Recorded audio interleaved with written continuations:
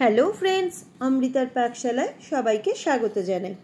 আজকে কাজু বাদাম দিয়ে ফুলকপির একটা রেসিপি দেখাচ্ছি। ফুলকপির অনেক রকম রেসিপির মধ্যে এই রেসিপিটা কিন্তু খুবই ভালো লাগে খেতে। তবে এখন ফুলকপির সিজন না হলেও মার্কেটে একটু খুঁজলেই সারা বছরই যে কোনো সবজি পাওয়া যায়, সেরকম আপনারা ফুলকপিও পেয়ে যাবেন। প্রথমে একটা মিডিয়াম সাইজের ফুলকপি নিয়ে বড় বড় টুকরো করে কেটে ভালোভাবে ধুয়ে নিয়েছি।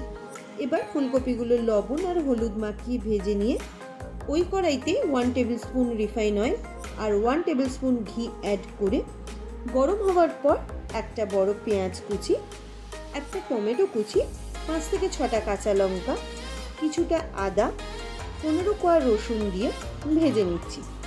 ফ্লেমকে হাইতে রেখেই গোল্ডেন করে ভেজে নেব। এবার কিছু মশলা দিচ্ছি।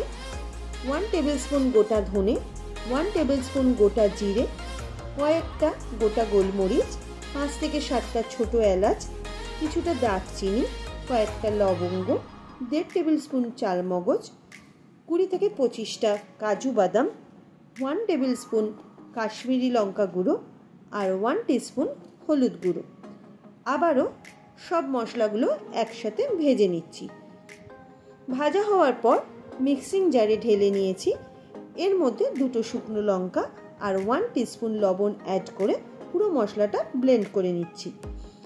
ব্লেন্ড হয়ে গেছে। আবারও 1 টেবিল স্পুন রিফাইন অয়েল দিয়ে গরম হওয়ার পর ব্লেন্ড করা মশলাটা দিয়ে দিলাম। এখন মিডিয়াম ফ্লেমে কিছুক্ষণ নাড়াচাড়া করে নিচ্ছি। 7 মিনিট নাড়াচাড়া করার পর মশলাটা বেশ সুন্দর শুকিয়ে গেছে। এখন ভাজা কপিগুলো দিয়ে ভালো করে মশলার সাথে মিক্স করে নিতে হবে। এই স্টেপে গ্যাসকে হাই ফ্লেমে রাখবেন না, না হলে কিন্তু মশলাটা খুব তাড়াতাড়ি পুড়ে যাবে। এবার 2 কাপ গরম জল দিয়ে দিলাম। ফ্লেমকে মিডিয়ামে করে 10 মিনিট ফুটিয়ে নেব, যাতে কপিগুলো সেদ্ধ হয়ে যায়।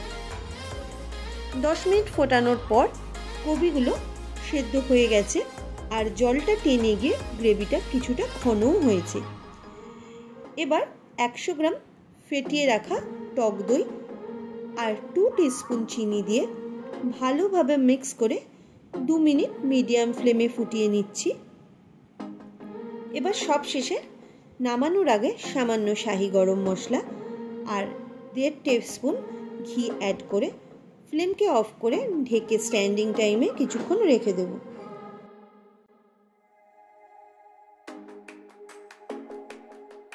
সম্পূর্ণভাবে রেডি হয়ে গেছে আজকের কাজু বাদাম দিয়ে ফুলকপির রেসিপি।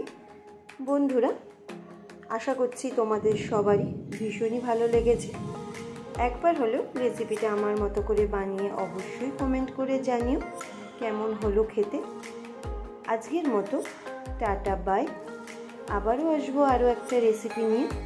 বন্ধুরা, ভালো থাকবেন, সুস্থ থাকবেন।